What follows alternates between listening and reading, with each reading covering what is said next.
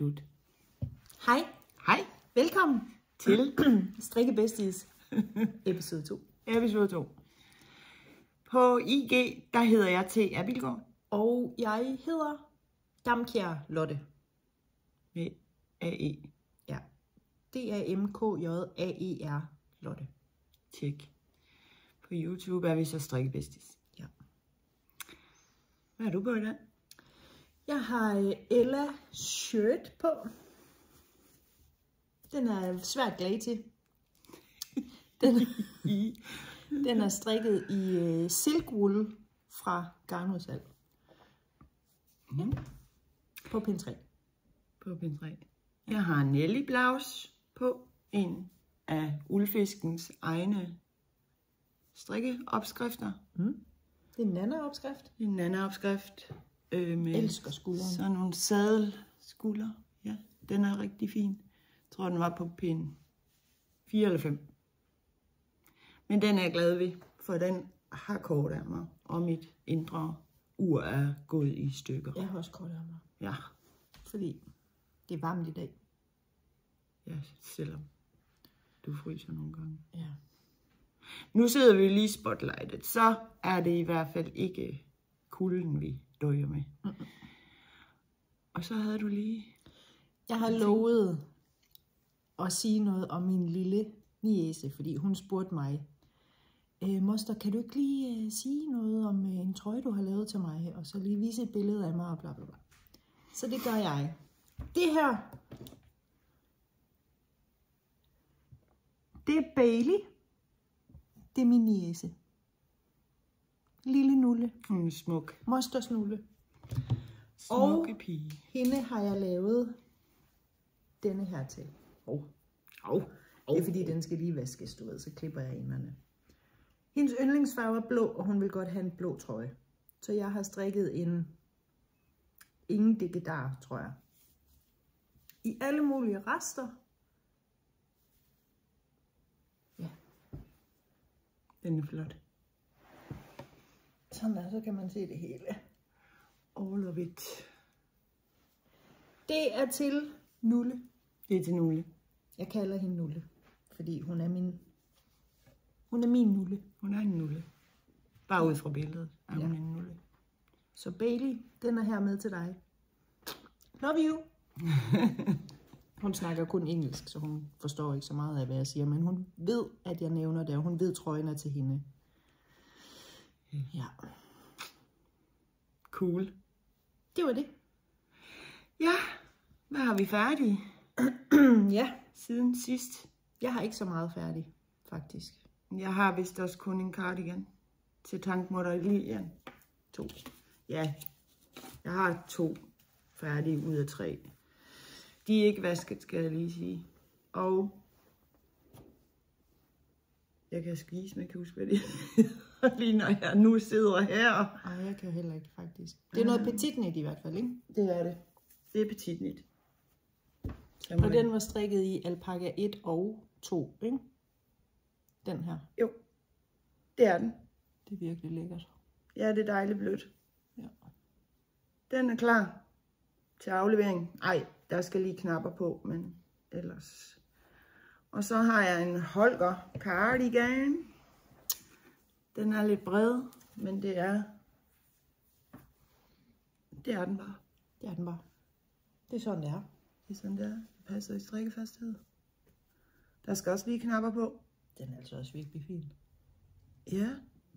Og i Peruvian. Fra Fil Colana. Og så har vi Ingrid cardigan, som jeg ikke. Det er lige her bagpå. Ja. Så bliver der samlet maske op her til forstykket, ikke? Guller, ja. Ja. Ja. Lige præcis.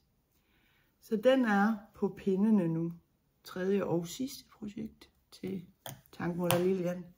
I håndværksgarn og Twinny fra Især. Og håndværksgarn fra Hjelholt. Tjek. Tjek. Det var det. Bum. Væk med dig. Så det bliver jeg glad for, når jeg bliver færdig. Jeg blev færdig med plain yolk. Jeg har ikke hæftet enderne endnu, fordi jeg skal lige blive enig med mig selv om, hvordan jeg lige skal gøre det, så det ikke kan ses. Fordi det her stof, det giver det her Sololino, det er sådan noget, der kan man se, hvis man bare hæfter dem. Så det skal gøres som skrå. Ja, det er jo hør. Ja, så jeg skal have hæftet enderne løst, og så skal jeg lige have den vasket, og så klipper jeg dem til sidst. Ja, det er en god plan. Ja, men den er virkelig lækker. Jeg har lavet den lidt længere, end opskriften siger, fordi jeg kan godt lide, at det ikke bare lige sidder i bugtekanten. Ja. Ja, det kommer an på, hvad man skal bruge det til. Ja. Kjoler, så er det lidt kortere bedst, måske. Og så har jeg lavet rib forneden også. Ja, du har. Det er rullekant ellers. Ja, men ja. Det kunne jeg ikke helt forene mig med. Jeg har gjort det på ærmerne, lavet rullekant. Ja. Men hernede, der synes jeg, at det bliver irriterende. Jeg har en anden trøje, som jeg aldrig går med, fordi at der er rullekant. Ja. Så. Jeg har også lavet den. Jo. Ja, du har. Ja. Det var dig, der influerede mig til at lave den. Influencer. Yep. Og så har jeg lavet de der Elvis med Elvis strømper færdige. Oh yeah. Oh yeah. De ser altså lidt små ud på de her sokkeblokker, men det er altså min størrelse. De er cool. Et Yarn, Elvis julekalenderen og Camijo sokjak i farven Elvis. Elvis. Perfekt. Ja, de er fede. De er mega fede. De er fede. Det var det, jeg var blevet færdig med. Men jeg tror faktisk heller ikke... Jo, nej. Jeg tror ikke, jeg har noget, jeg er færdig med ellers. Nej. Fordi... Ja. Hvad har vi... Så har vi... Hvad vi er i gang med. Whips. Hvad strikker du så på nu? Jeg strikker på den der Ingrids cardigan. Selvfølgelig. Ja. Og så har jeg slået op til den der Crazy Cousin ting. Den er flot, som vi snakkede om sidst. Jeg tror, den bliver så fin. Jeg tror, den bliver god. Kan man se det? Mhm.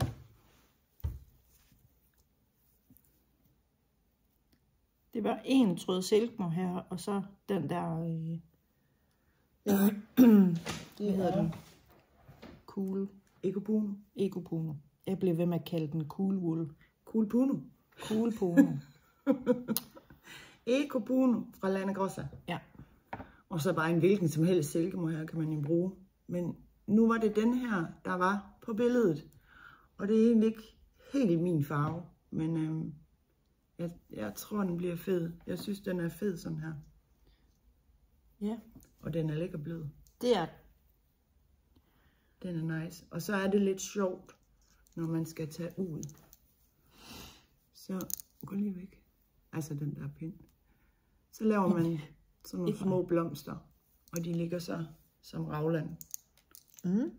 De er meget sjove. Jeg tror, den bliver god. Den bliver rigtig flot. Det er i hvert fald... Ja. Og den startede jeg jo på i vores nye sommerhus. Ja, jeg har fået sommerhus. Vi har fået sommerhus ude i Fjellerup, lige ved Skovgård.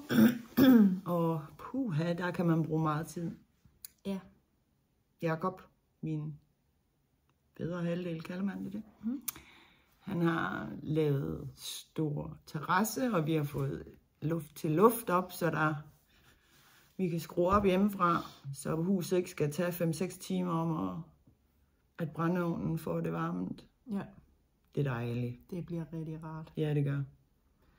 Det kan vi høre mere om i in another afsnit. In another afsnit. Ja. Ja. Ja. Jeg har været derude 1 gang. Ja. Du kommer helt sikkert derud igen. Det gør 100%. Jeg skal sove ude ved dig. Også med Brian. Med Brian. Brian. Ja. Mm. Jeg gik i gang med denne her. Dahlia Sommerdalia. Den Fra er Lene flot. Holme. Lene Holme, hun er god til de der blomster. Ja, jeg elsker dem. Altså, Men de sidder også bare godt. Jeg har vist også 2, tror jeg. En i tyk garn og en sommer-tee. jeg elsker bare dem. Mm. Og den strikker jeg i Linwool fra Garnudsalg. Farven den hedder LI 020. Fin farve. Yndlingsfarve. Yndlingsfarve. Ja, Den bliver pæn. den bliver rigtig flot. Nu har jeg lavet alt det sjove, nu er det kedelige. Du kan godt låne Charlotte Horslevs mor. Ja, Kan man lege hende? kan hun leges? Fordi Til så at har vi strikke lige nogle alt kroppe. det kedelige. Ja. Nej, det skal nok gå. Jeg har også slået op til den her, jeg tror den hedder Jungle Use fra Filcolana. Den skal faktisk vende sådan her, fordi den bliver højere i nakken. Jeg skal lige se. Ja, det gør den. Sådan her. Og der er udtagningerne, de her, der laver mønster. Og så hernede, så kommer der et andet mønster. Jeg ved ikke, om man kan se det. Sådan en lille hulmønster. Ja. Men det er sådan en gratis opskrift på Filcolana. Ja. Vi ved ikke helt, hvad den hedder. Jonglere et eller andet. Jungle. Jungle Use. Vi er ikke så gode. Vi er ikke så international. Nej, det er vi ikke. Den hedder det, som der står, når man kigger på Filcolanas hjemmeside. Ja. Og det starter med J. Vi kan vise det. Hvis. Jungle Use. Ja. Om det så er spejlvendt eller ej, det ved jeg ikke. Nej. Vi er ikke så tekniske heller. Nej, det er vi så slet ikke. Nej. No. No. Så var jeg i garnudsalg, fordi at jeg tænkte, det skulle jeg da. Jeg skulle da lige op og kigge, hvad de havde. Det skulle du da. Og så fandt jeg den her. Altså,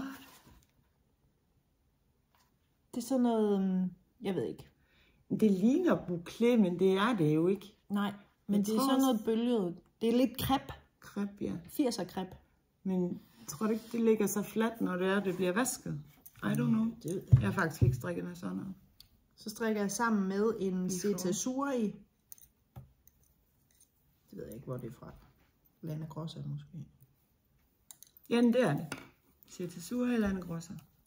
Og det giver så det her. Det er flot. Det er virkelig fint. Det er meget flot. Jeg strikker en Copenhagen cardigan. Ja, jeg ville, altså hvis jeg bare havde set dem ved siden af hinanden, så ville jeg have syntes, at denne her blev væk. Men det gør den jo slet ikke. Den giver det fineste spil i garnet. Altså den bliver jo blå. Ja, det kan godt være. Så den bliver ikke brun, ligesom den her, eller sådan. Nej, overhovedet ikke. Neutral. Men den giver lidt mister, lidt ligesom tweed. Ja. Synes jeg. Den er ret flot. Jeg synes, det kommer til sin ret. Det gør det. Ja. Ja. Det var Copenhagen cardigan fra Petit Knit. Med ny indkøbt garn. Cetasuri, Lana Grossa og Garnudsalg. ved vi ikke, hvad er. Noget. Der står, det er 64% uld, 28 polyakryl og 8% viskose. Men om den der label derinde passer, Who knows? det er der ikke rigtig nogen, der ved. Det virker meget fint. Den bliver virkelig lækker. Ja, lyder dejligt. Strikkeposen, det er Reklame for egen hjemmesyet. hjemmegjort. Ja. Der er ikke så meget at sige om den. Den er fin. Ja. Det var nogle rester, jeg havde, så tænkte jeg, det kan jeg da lige sætte sammen til det. Absolut. Og det samme med den der også. Det er bare fra dig. Hvad hedder det der Stof og Stil? Det hedder det jo ikke mere. Selfmade. Er det det, det hedder? Ja, jeg tror. Der har jeg bare købt noget stof ud. Cool. Tænkt, det skulle jeg have. Ja, det skal du da have. Ja. Har du gang i mere? Ja, men så blev jeg jo inspireret af dig sidste gang med strik med et enkelt fed af Mette Hvidtved. Og jeg er helt vild med det her sillebindsmønster. Det er så fint. Det er så flot. Og ved du hvad? Så tænkte jeg er da nødt til lige at bruge et af mine mange fede fra et yarn. Selvom hun lukker, så lukker jeg ikke. Nej. Vores kærlighed til hendes garn lukker ikke. Det gør det ikke. Nej. Og den her, det er en fra Sokkeklubben engang. Og det bliver ret fed alligevel. Jeg synes, den er lidt, den bliver lidt skæv, men jeg tror, det retter sig, når du får den vasket lige og lagt. Ja, lige præcis. Det tror jeg bliver godt. Ja. Mm. Det er altid, fordi jeg piller mig i øret. Det er bare, fordi jeg har sådan nogle magneter på. Det er bare, hvis man tænker ad. Ja, og det sendte du jo så et billede af til mig i går. Det gjorde jeg. Og så tænkte jeg, at du kan ikke gå i gang med det der uden mig. Det kan jeg så ikke. Så hernede i Camillas. Vores elskede Camilla. Og der bor min. Jeg er ikke kommet så langt. Jeg har lavet en lille snip. Den er fjong. Ja, men det bliver ret fint. Det gør det. Man kan ikke så godt se det. Jo. Ej, når du kommer længere, så kan man godt, fordi jeg tænkte også, what, dernede for neden. Ja. Men det bliver bedre. Det er i en fugl fra forrige års garnklub fra Camilla. Jeg kan ikke huske, om det er stæren eller landsvalen. En af de to, i hvert fald. Ja. Ja, jeg tror, det er stæren. Men det er en sjov teknik, den her silleben. Jeg forstod det overhovedet ikke. Det gjorde jeg heller ikke. Jeg var inde og lige og YouTube det, og så, det giver mening nu. Og det gjorde det så. Det tager lidt tid, fordi man hele tiden har to i spil. Ja. Men sillebindsmønster, det kan gokles. Ja. Og det er sjovt. Har du gang i mere? Har jeg det? Jeg har gang i en strømpe, som er til en kunde i butikken. Ja. I størrelse 40. Jeg synes, den er mega stor. Men altså, nu har vi holdt den op med din strømpe, og jeg har prøvet den sådan på min fod, og det er ikke fordi, der er... Hvis du sætter den på her, så passer den jo egentlig meget fint. Altså, den er... Og hvad størrelse er det? 37-38. Ja, og jeg laver en 40, så det er nok rigtigt nok. Ja. Og den kommer bare til at være plain vanilla. Jeg har slået op med Judy's Magic Cast On. Jeg ved ikke, om jeg er så glad for de der tutter, men det er, hvad det er. Og så bare det er, hvad det er. Ellers deroppe af, og så får den en Shadow Wrap Heel. Kun fra... Bruger du den fra Strik Romantik? Yes, Karin? Nemlig. Hvor du ikke skal strikke brandmasker? Altid. Også mig. Det er nemlig bare så snilt med tvillinge- og trillingemasker. Ja. Den er... Jeg elsker den. Tak, Karin. Ja, mega. Den er vi glade for. Ja. Og så tænkte jeg nemlig, at jeg måtte slå op hernede fra, når jeg ikke ved, jeg har to nøgler af hver, som er fra Sandnes. Baby uld. Det er noget, kunden har valgt, men det er fint. Ja. Det er dejligt at strikke i, så det er fint nok. Og så hælen, og så kan jeg jo se, hvor langt skaftet bliver, og så er det nemmere at få to, der ligner hinanden. Check. Check. Men det er så vist også, hvad jeg har gang i lige nu. Hvad jeg vil have lyst til at vise. Fordi jeg har mange whips. Ja. Jeg havde jo gang i dem her fra Fanø sidste år, hvor jeg kun lige havde strikket det der stykke eller sådan noget. Toppen. Ja. Nu har jeg strikket 1 strømpe til min veninde. Og du får kun den ene, fordi vi gider ikke. Jeg gider ikke strikke mere. Nej. Men hun skal jo først bruge dem til efteråret, så De haster jo ikke. Nej, Men altså. haster ikke. Jeg har strikket en, og så har jeg slået op To the other. til den anden. Og igen. Reklame for Trine. Nej, har du den på? Ja. Mm. Og den bor også bare i en hjemmegjort. Purs. Ej, nu er der nogen, der ringer os. Det får han ikke lov til. Det kan man heldigvis ikke høre. Kan man stadigvæk høre også, selvom den ringer? Ja da, den optager jo stadig. Så har jeg de der 2 fra Delazy. Jeg elsker det. Delazy. Delazy, Deadly Daisies. Ja, det... Hun er for cool. Ja. Den pige er for cool. Og til sidste, jeg er i gang med. Ja. Fordi... Ikke også? Absolut. Jeg har taget Elvis, Camillas farve Elvis her. Og jeg har været i Frankrig. Jeg har været i Paris på et eller andet tidspunkt. 2 år siden, tror jeg. Og der blev jeg nødt til at købe det her. Le Bien-Aimé. Bare for at prøve det. Ja. Mm. Så det... det er dejligt. What? Ikke?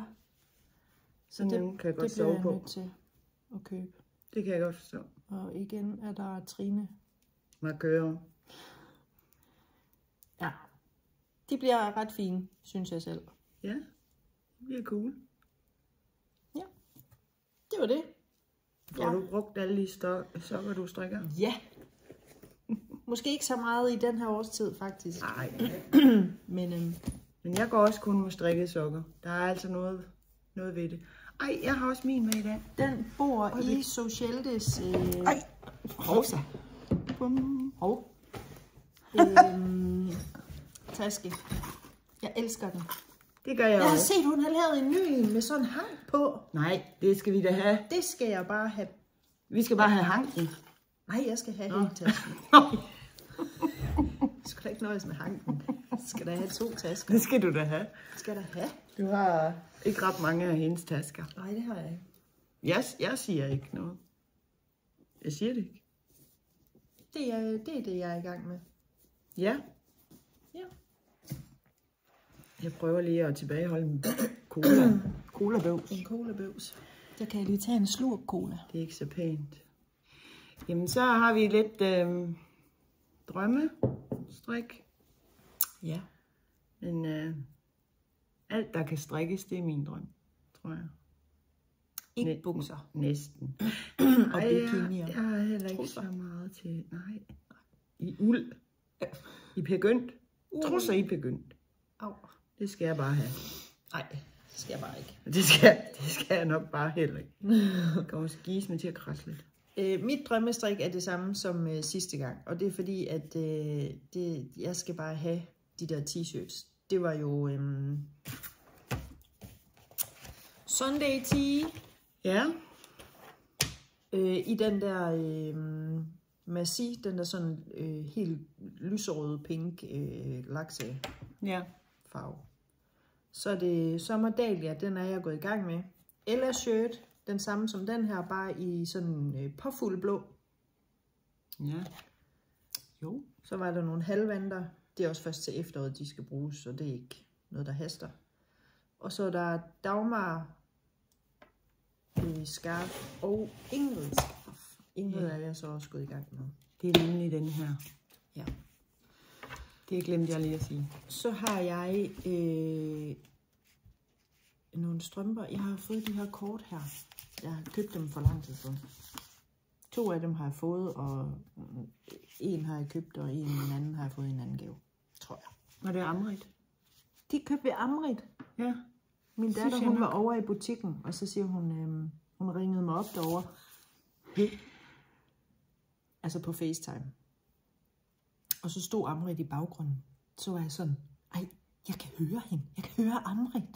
Så kom hun hen og stod og snakkede med mig. Ej, jamen det er så typisk mig. Jeg kan slet ikke være i det der. Nej. Jeg bliver så starstruck. Altså, på Fanø sidste år med Christina Birk. Hun stod nede ved Lone. Jeg var sådan, jeg tør ikke gå ind. Det er Christina. Det er jo åndssvagt. Det er jo bare mennesker, altså. Det er det. Men det, du ved, jeg bliver for generet. I virkeligheden er jeg jo egentlig meget sådan introvert. Jeg er jo ikke så udadvendt, egentlig. Nej, men når de først kommer, så gør du helt spontant. Her er jeg, fordi du bliver helt... Ja. Det er så sjovt. Det er fedt. Og jeg siger bare, kom nu. Ja, Trine, du er ligeglad. Vi går ind. Vi skal ind og have et billede. Kom, vi skal ind og sige hej. Vi skal ind og... Og jeg er mere sådan, nej, det gør vi da ikke. Så står du bare i baggrunden, for jeg går ind nu. Ja. Så stod jeg ude på trappen. Indtil at Christina, hun lige stak hovedet ud og var sådan, er det dig? Hej. Det er så sjovt. Det er så sjovt. Ja. Det er ret godt. Men det er bare fordi, at jeg er mega generet, faktisk. Ja. Jeg var jo til strikkebingo. Du var til garnbango. Garnbango, strikkebingo. Under uld. Gran Café. Ja, det var meget sjovt, fordi så kom jeg jo til at sidde ved siden af The Dream Knitter og The Woolly Gardener. Ja. Så var jeg jo nødt til at sende et billede. Og fordi jeg kunne ikke komme med. Nej, du kunne ikke komme med. Og så ser man lige Starstruck Lotte. What? Hvad laver du med dem? Du sendte et billede. Se, hvem jeg sidder ved siden af. Sådan en selfie. Så er jeg sådan, what? Det er ikke rigtigt. Ej, hvor irriterende. Ja. Men det er lidt sjovt. Ja. Man kan virkelig få hende op af stolen med sådan nogle billeder. Ja. Men lad os se, hvem jeg møder på Saltum. Jamen, jeg er så sur over, at jeg ikke skal med. Ja, jeg glæder mig. Det er på fredag. Vi kører klokken 9-ish ned fra butikken. Ja. Når vi har loadet bilen, og så er det bare nordpå. Og det glæder jeg mig til. Det ville jeg også have gjort, hvis jeg skulle med. Ja. Men jeg kan ikke. Nej. Der er også morsdag om søndagen jo. Husk morsdag for resten. Jeg er jo blomsterbinder. Og det er mit blomsterbinder hjerte, der snakker. Det har ikke noget med strik at gøre overhovedet. What? Hvis I skal bestille blomster, så ring til blomsterbutikken. Gør det overhovedet ikke over Interflora. No go. We don't like Interflora. Er det sådan generelt for blomsterbindere? Ja. Det er fordi Interflora tager næsten alle pengene til blomsterne, så blomsterbutikken ikke får noget. De får kun lige til at dække blomsterne. De får ikke noget til arbejdsløn og sådan. Så bliver blomsterbutikkerne nødt til at sætte, det bliver også teknisk det her, så bliver blomsterbutikkerne nødt til at sætte prisen op på hvert enkelt stilk. Og så er der ikke så mange, der vil købe det alligevel. Så ring til blomsterbutikken, sig, jeg vil godt have en stor, vild markbuket til 300, så får du blomster for 300. Eller jeg kunne godt tænke mig en lille rokoko-buket, fordi at min mor, hun kan godt lide små buketter. Så får du det. Ja, der får man. Der får du ligesom, hvad du betaler for, fordi der er prisen til alt muligt regnet med i blomsterne. Ja. Gør det. Gør det. Heads up. Ja. Ja. Jeg er ikke hjemme på mor. Jo, jeg kommer hjem på morsdag, men det er ikke noget, vi gør så meget i.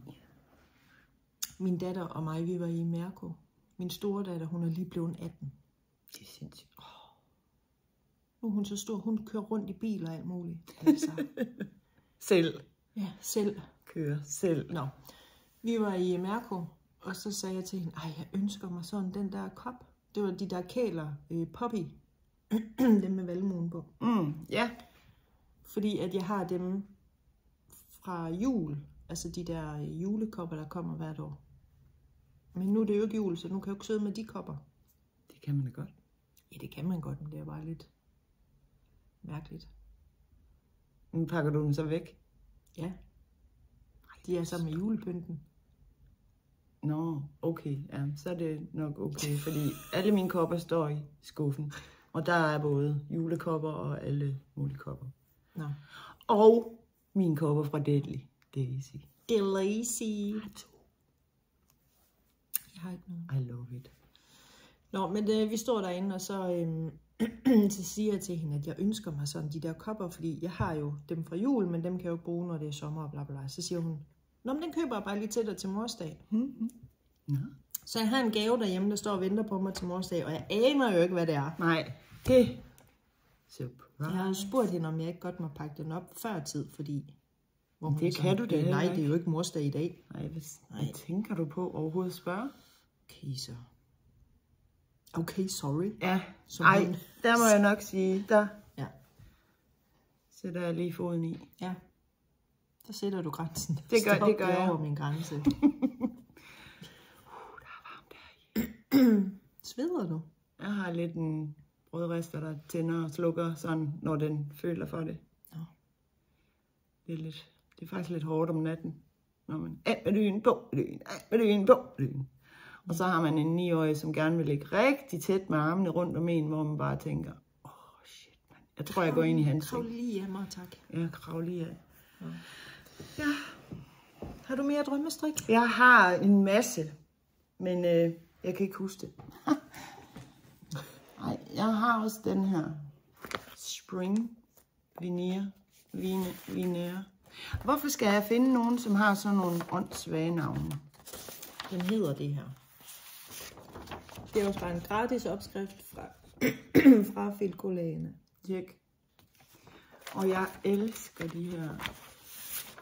den her konstruktion foran. Den er simpelthen så flot. Så det skal jeg bare have. Det er... Ja, og så har vi ikke talt om tæpper, vel? Det gør vi ikke, vel? Nej, jeg har ikke strikket overhovedet en eneste firkant på mit tæppe. Og jeg har ikke strikket en eneste maske på mit. Så det kommer. Vi når det nok. Ja, det er jo ikke noget, der haster. Nej. Så må vi tage i sommerhus en weekend og bare strikke. Ja, det kunne jeg godt. Det kunne vi godt. Uden mænder. Fordi så skal man altid lave noget. Kan du ikke lige hjælpe mig med at slå panter? Jo, men jeg sidder lige i noget meget umuligt strik. Så jeg kan ikke bare lige... Nej. Eller... Og så strikker jeg lige den her pind færdig, eller... Ja, så har de gjort det alligevel. Ja. Hørebøffer på, og så... Jeg strikker. Ja. Jeg tæller. Det gør vi. Ej, jeg er med på. Ikke så umuligt, vel? Nej. Men jeg har faktisk ikke så meget mere. Det har jeg heller ikke. Lidt kort i dag. Gør det noget? Nej. Det tror jeg ikke. Så kan det være, at I ikke bliver så trætte af os derude, hvis vi holder nu. Det kan godt være. Men vi er gået meget hurtigt igennem det i dag, ja, det er vi faktisk. Det må vi lige slow lidt down næste gang. Ja. Ja. Jeg tror ikke, der var mere. Jeg kan lige kigge. Jeg har Delacey's den er meget fin. Klistret med til her. Ikke noget, vi har glemt at sige. Nej. Godt. Og vi har husket at nævne, hvad vi hedder på Instagram. Det har vi. Det var faktisk det vigtigste. Ja. Min datter sagde det. Fordi jeg synes lige, at I bør nævne, hvor I kommer fra, og hvor I ellers har profiler henne. Ja. Ja. Og det tænkte vi jo også på bagefter, men det var hovsa. Ja. Jeg er også på det der Ravelry. Det er jeg egentlig også. Men jeg køber kun opskrifter der. Altså jeg har ikke... Jeg har lidt. Jeg kan ikke engang huske, jeg har lagt på. Nej, det kan jeg nemlig. Jeg tror også bare, jeg hedder til, jeg vil gå. I think. Hvor er vi mere? Facebook. Nej, den bruger jeg aldrig. Charlotte Damkjær Jansen. Og så er der det der Threads. Det er jeg godt nok på, men det bruger jeg heller ikke. Altså, Instagram er mit go-to. Ja, og det er altså også sjældent, jeg lægger noget op der. Men det er fordi, jeg glemmer det. Ja. Jeg tænker ikke over det. Jeg bruger det som sådan en... Det må du skrive i den her potterbog. Ja, det skal du til at gøre. Ja. Fordi jeg lægger heller ikke særlig meget op. Men det er et 25 fortsæt, måske. Ja, det kunne det godt være. Ja. Fik jeg egentlig sagt, hvad jeg ville med de her kort? Nej, strømper. Det var noget med strømper. Det er fordi, nu har jeg fået dem. Og så vil jeg strikke nogle strømper, hvor op i skaftet, så laver jeg lige sådan en rapport af det her. Ikke? Ja. En af dem. Jeg har den, der hedder baking. Den er meget sjov. Og så har jeg Summer Doodle. Og Fantasy. Og det er fordi, der var noget med nogle drager og noget enhjørning og heste. Og kaffebønner, kan jeg se. Og det... Jeg tror ikke, det er kaffe. Det ligner kaffebønner. Ja. Det er klart en kaffebønne. Jeg tror ikke, det er kaffebønne, når det er fantasy. Jo, det er en fantasy-kaffe. Det ligner så meget kaffebønner. Ja, men det gør det. Men det ligner også lidt et skjold. Nå. Og så har jeg denne her. Spring Doodle. Spring Doodle. Ja. Og de er altså lidt sjove. Men de var egentlig ret kostelige. Jeg tror, de koster 250 for de her ja, for et store, og så lidt mindre for de små tynde. her. Tyk og tynde. Ja. Altså, det er da ikke sådan helt vildt, synes jeg ikke, for sådan nogle kort. Nej, det ved jeg ikke. Man kan ikke engang spille med dem. Nej, det er rigtigt. Det er ikke Pokémon-kort. Hvis man nu kunne spille kort med dem, så... Men det er bare sådan nogle, mønstre. Ja, mønsterrapporter. Altså, så kan man jo sætte dem sammen, som man vil. Det er en meget god idé. Altså, jeg kan godt lide det. Men jeg kunne nok også finde dem på... En opskrift på sådan en kavle. Yes. Så kan du strikke det på den ene eller på den anden led. Nå, ja. Infinity Cowl. Ja. Ja. Ja. Men det bliver til strømper. Men det er noget med, fordi jeg har prøvet det. Da jeg lige havde fået dem, så tænkte jeg, det er fedt, mand. Så skal jeg bare lige strikke de her strømper her. Det jeg så ikke lige tænkte på, det var en strømpe, jeg strikkede fra skaftet og så ned, du ved. Men så vender de jo forkert. Så jeg havde lavet sådan nogle julestrømper med nogle juletræer. Så de vendte omvendt. Ja, klar, du skal jo vende kortet. Lige... Ja. Ja, men det er sådan en rookie-fejl. Det var en fejl 40 i hvert fald. Ja. Så det ved jeg til næste gang. Det bliver der lavet om på. Ja. Det tror jeg var det. Ja. Tak for i dag. Med de her strikkekort. Ja. Så ses vi bare om en måneds tid, måske. Ja. Så må jeg have det godt så længe. Ja, og strikkerigt. Ja. Rigt. Ja. Vi strikkes ved. Vi strikkes. Hej hej. Hej hej.